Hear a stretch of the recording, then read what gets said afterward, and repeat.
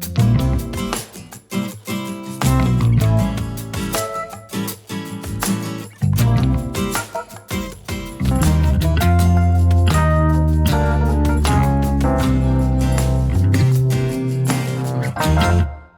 the long play where we listen to some of the world's greatest albums. It's a little bit like a book club, but there's no books. Hello, Paul Smith. Hello, Tom Figgins. Happy New Year. Happy New Year. Yeah, 2025. Here we come. Well, here we are. Here we are. Exactly. Did you have a good one? I had a really good one. Thanks, Tom. Lots of friends, family, just chilling, really. But, yeah, nice. Lots of food. The usual. What was the best thing you ate over Christmas? Oh, that's a very good question. But I did make James Hoffman's ultimate tiramisu. Oh, well. I don't know if you tried it. Did you try any of it? I did, and it was good. Yeah. So James Hoffman, if you don't know, is a coffee YouTuber, coffee influencer, big in our lives, and we like him. He loves a tiramisu, and I subscribed to his Patreon actually. Me too. We love James Hoffman on the channel. We do channel. love James Hoffman. And so when he put his ultimate tiramisu recipe up, I couldn't not make it. Yeah, we love a tiramisu. Yes. And do you have any New Year's resolutions? What's the... I have a New Year's resolution that's a bit inspired by the long play. I'm loving this kind of diving into albums, opening up my kind of musical world a bit. And so, in a similar vein, I find that I always read non-fiction. If I'm reading, it's a non-fiction book. I mean, as we all know, I've read 2 on Kid A as part of the long play.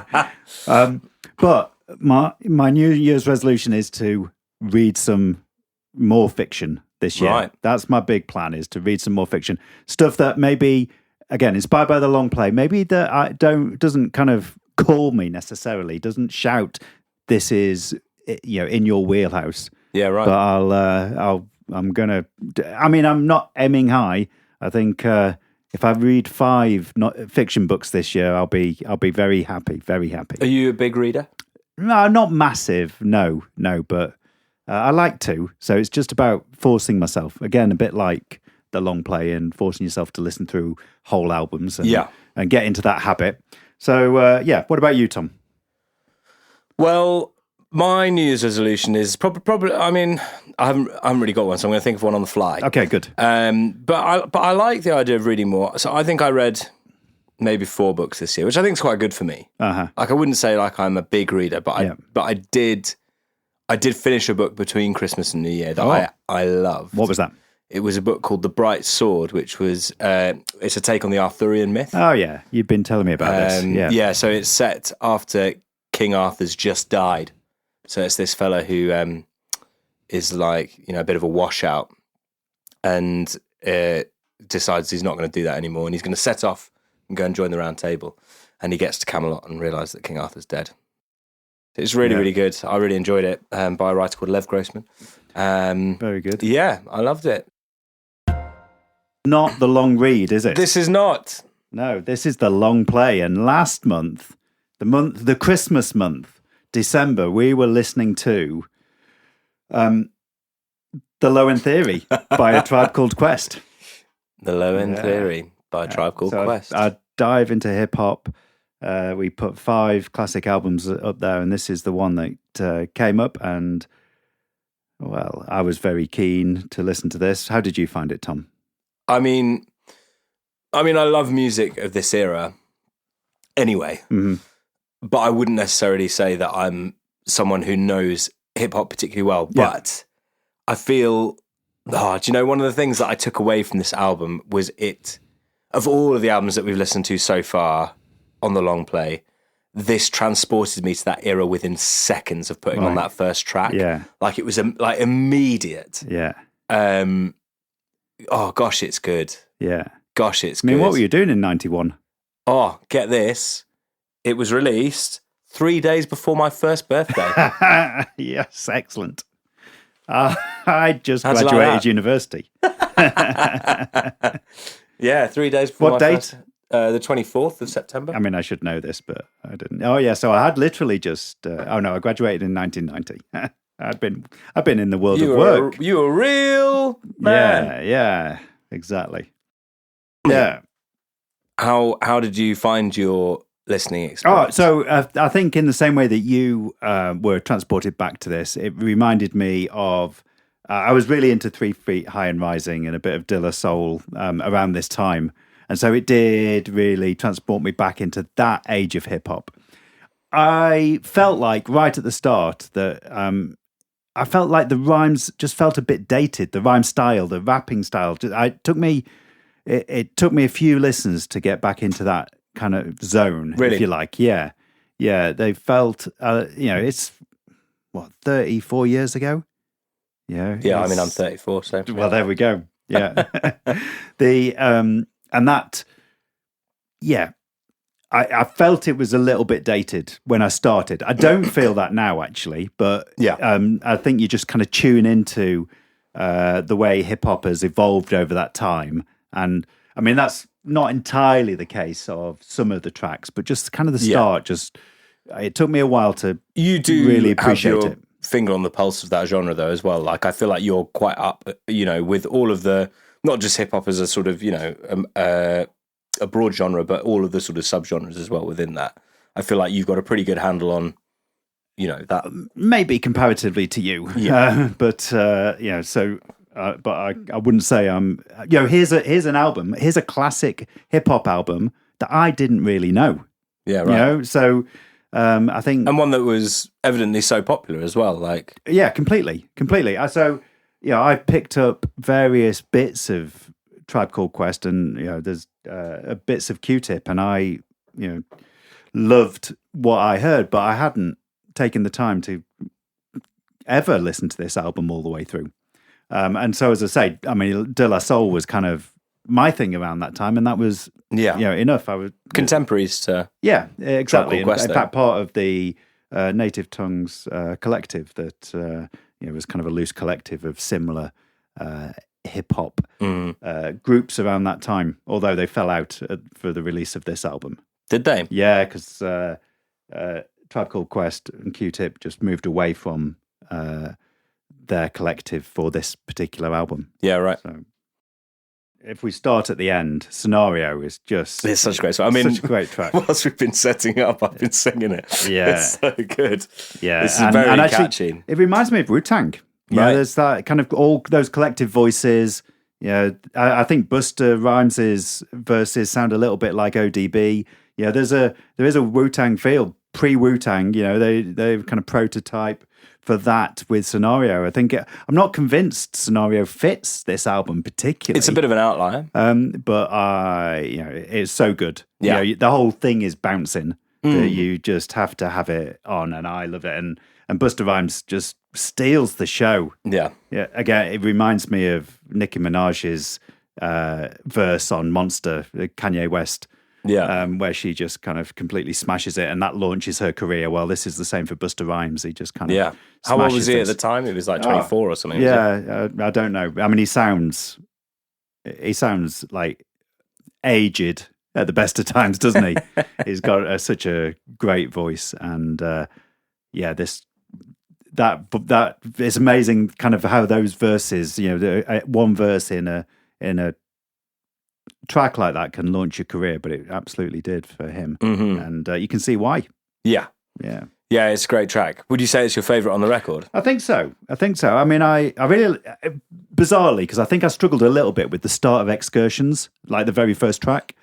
But with time, I've loved that track. Oh, see, the beginning of that is, for me, almost like the 8 bars that kind of sum up the whole thing. Yeah, I think so. I agree. I struggled with it just from the style. It just felt a bit basic, but actually, I think that was intentional, and it's a great introduction. Yeah, and with all of the jazz stylings that are on the record, it was a really fresh take, I know other people were doing it. De La Soul, I think, did quite a lot of I mean, this is definitely jazz influences. This is definitely the influenced hip hop. I mean, album all of the time. bass on the album is double bass. Yeah, it's awesome. Yeah. When was Jazzmatazz released? I loved that album. Guru. That was 93. So Sure. 93, Guru released Jazzmatazz, which was a great and a classic jazz album, but that was clearly influenced by this. They're the ones who did it first and did it well. And It's funny, like I think of lots of songs that I know, like House of Pain, Jump, like Jump Around. Everybody knows that song, and you go, gosh, this sounds so much like that song, but that song didn't come out until 2 years later. Yeah, and you're like, yeah, wow, this is really sort of through what was a really bustling culture at that time. You heard it in future releases, hip hop releases that are not related to this. And as I said, Scenario just reminds me of a kind of Wu-Tang Clan. Everybody, just bringing their best bars all as a collective. So it's clearly influential. Yeah. Sometimes influential albums can just not be, they're influential, but they're not necessarily listenable. Yeah. Or, this is a very commercial album as well, even though commercially, again, it took its time. Yes. It wasn't necessarily well received. It was critically well received, but it just took its time to find its feet, I think. Mm-hmm. And I guess you can see why. And I think I felt that a little bit too. Right. That this is a very kind of unique and then I found myself listening to it whilst cooking and thinking, oh, this is great. It just kind of gets into your bones. Yeah. The beats, I mean, it's pretty sparse. Like the instrumentation is really sparse. Like you've got, and as well, the sampling is an absolute masterclass in sampling. Mm-hmm. Like on Excursion, or Excursions, is it plural? Yeah, Excursions, yeah. Like the samples that are used are a tone apart. Like it's a pretty unusual step musically, but it really, like, it doesn't feel jarring. It doesn't feel strange. It really seamlessly, it's just fantastic the way that it's all been put together. The whole thing, like the beats as well, are just so well put together. Yeah. In 1991, Tom. Well, I'm pleased you've asked. Bulls won their first championship. No. The SNES was released. Yeah. Right. Freddie Mercury died. Mm-hmm. We were just talking about Freddie. I know, exactly. When we were talking about him, I was like, there's a fact here. And the Cold War ended. And musically, lots of other albums were released on the same day, but two other albums that were massive, big hitters were released on the same day as this album. Oh, tell me. Blood, Sex, Sugar Magic by the Red Hot Chili Peppers. Oh, yeah. And Nevermind by Nirvana. Oh. I mean, big news. Yeah. 24th September was a big day for music. Mm-hmm. Bryan Adams, Everything That I Do. You remember that Robin Hood film? I mean, how can you forget? I loved it. It was in the UK. It broke the UK singles charts record. Yes, 16 weeks at number one. Yes. You're nodding like you remember. Oh, painfully so. Bohemian Rhapsody returned to the British singles charts after 16 years. Oh, again, we were just talking about that. So my first album I ever bought was because Bohemian Rhapsody was on it. There you go. Yeah. Metallica released Metallica is in the Black Album. Mm-hmm. Blur released Leisure, their debut album. And Red Hot Chili Peppers. Yeah, I don't think I know Leisure particularly. No, actually. I don't think I do. No. I feel like I love Blur, and I remember. I definitely never digested any of their work as albums. I think I always just knew the singles. Yeah, and I remember someone listening to or putting on a greatest hits album when we were doing some work or something, and each song came on and went, "Oh my god!" Like it was song after song. It's incredible. Yeah, I definitely bought Parklife, the album. Yeah, I had that on CD, I think, and surely that's early 90s. You weren't a mini disc user? No, I was never a mini disc user. I mean, that's no. My sister had a mini disc, and I thought she was cool. Yeah, that is cool, but I wasn't that cool. Who won the league? Man U. Good couple of years. Blackburn? Nah. 91. I mean, Arsenal? Arsenal. Yeah. And who won the FA Cup? I mean, Chelsea? Nah. Spurs. Spurs winning a cup. Happened in 1991. Hooray! Along with some other stuff. Very good, Tom. So we've talked about its kind of influence and the strong start and the strong finish. What other tracks stood out for you? I think my favourite track was Show Business. Yeah.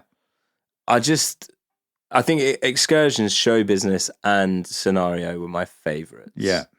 I think those for me, not necessarily content-wise, but I just loved putting them on. They would always have my head moving. Yeah. I was just always putting those on once I'd sort of, got to know the album sort of cover to cover. I was doing a bit more sort of choosing, shall we say, of which ones I really liked. And those were the standouts for me.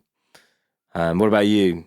Yeah, I mean, similar. I love Verses from the Abstract. Oh, yeah, it was good. What a kind of basic, what a masterclass, I guess, in basic song construction, doing something that looks simple really well. Check the Rhyme as well.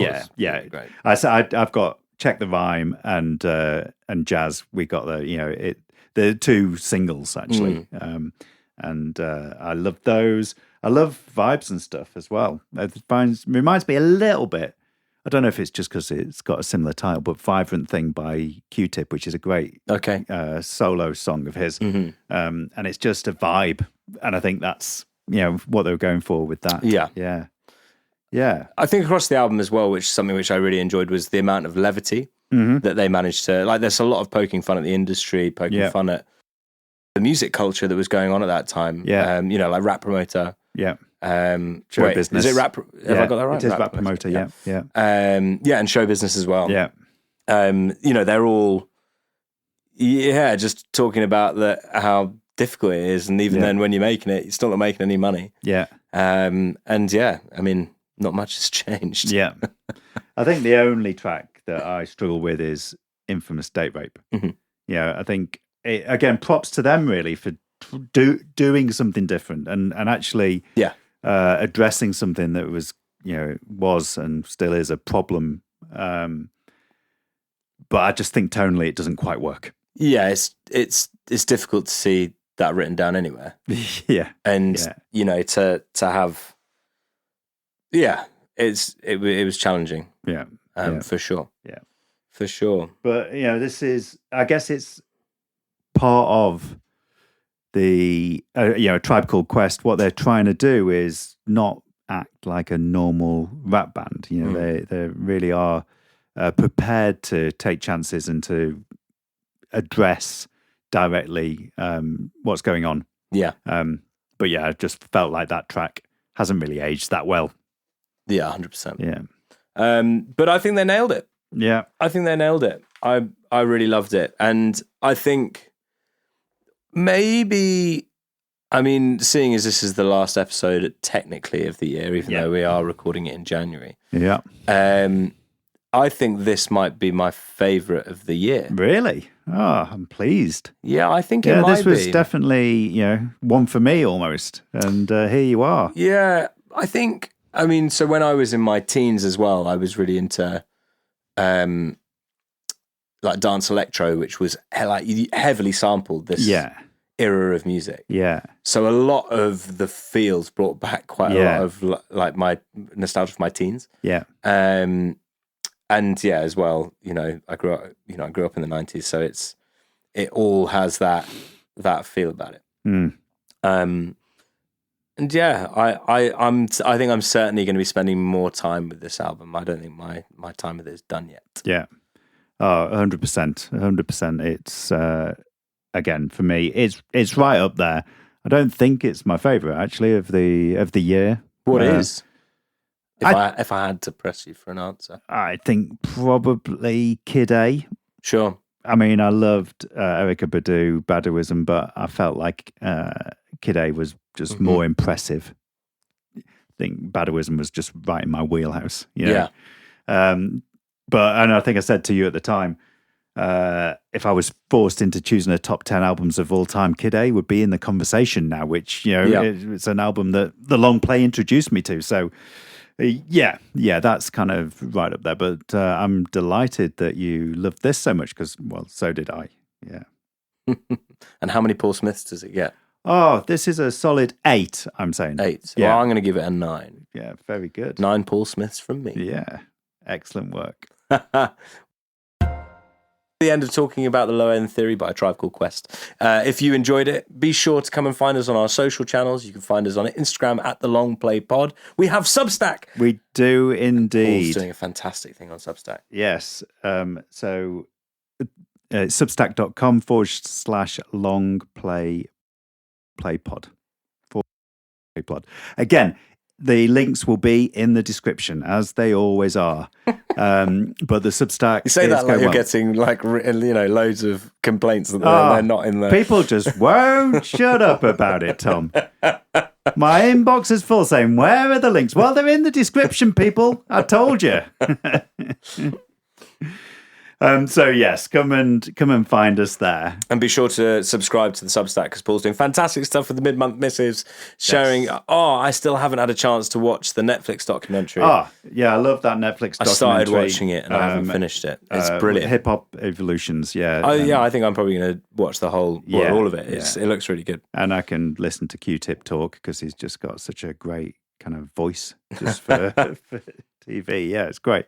Oh, well, thank you so much for joining us on our inaugural year of 2024. And then January's plan is to listen to new music from 2024. So we're just having a little bit of a look back at 24. There's a danger with the long play that all we listen to is classic albums and we don't kind of keep up. So we're just going to have a month of listening, giving ourselves the time. And then we'll do a little roundup episode maybe where we just sort of touch upon some of our favourites. Exactly. And recommend a little bit extra listening if you feel like you've got the time. Yes. But for now, thank you so much for listening. And remember... no skipping. No shuffling.